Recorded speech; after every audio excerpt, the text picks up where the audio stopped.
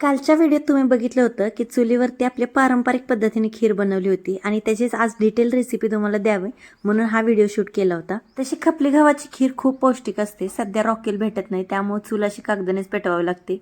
मस्त झाडाखाली चूल तर पेटवली होती। नंतर ही पातेल्याला खाली माती लावून घेतली कारण पातेलं जास्त काळ होत नाही, घासायला त्रास होत नाही। आणि ह्याच्यामध्ये थोडंसं तेल टाकलं आणि मग त्याच्यामध्ये आपलं पिण्याचं पाणी टाकलं। हे पाणी चांगलं उकळू द्यायचं। तोपर्यंत ही खीर आहे जी ऑलरेडी खीर बनवून कुटलेली आहे। तर मम्मीने आधी ती पाकडून घेतली, त्याच्यानंतर स्वच्छ पाण्याने 2-3 पाण्याने धुवून घेतली। तोपर्यंत ना आपल्या इकडं पाणी चांगलं उकळलं होतं। त्या उकळलेल्या पाण्यामध्ये ही खीर टाकून घेतली। आधी आपण तेल ह्याच्यासाठी टाकले की खीर खाली लागू नये म्हणून। आणि आता इथं आम्ही चुलीला जाळ घालत बसलो होतो। नंतर मोन्या पण आपल्या इथं झाडाखाली छान झोपला होता। तर भर उन्हात झाडाखाली बसून आमचा आजचा हा बेत होता। काल भरपूर ताईंनी कमेंट केलत्या की एवढ्या लवकर झाडाखाली बसू नको, पण सध्या गरमी एवढी आहे आणि गावाकडे लोड शेडिंग खूप आहे। आणि सुद्धा आमचा झाडाखाली येऊन बसलाय। बाळ पण दमनं काढत नाही झाडाखाली।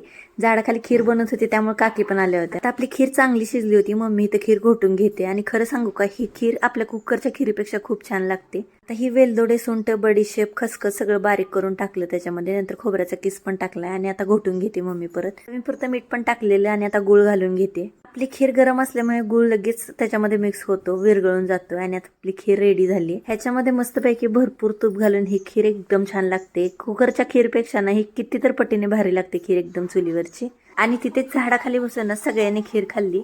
आपल्या आयुषला गरम होत होतं, पाण्यात पोहायचं पण होतं आणि भूक पण लागलेली, मग असं पाण्यात बसून खीर खातोय।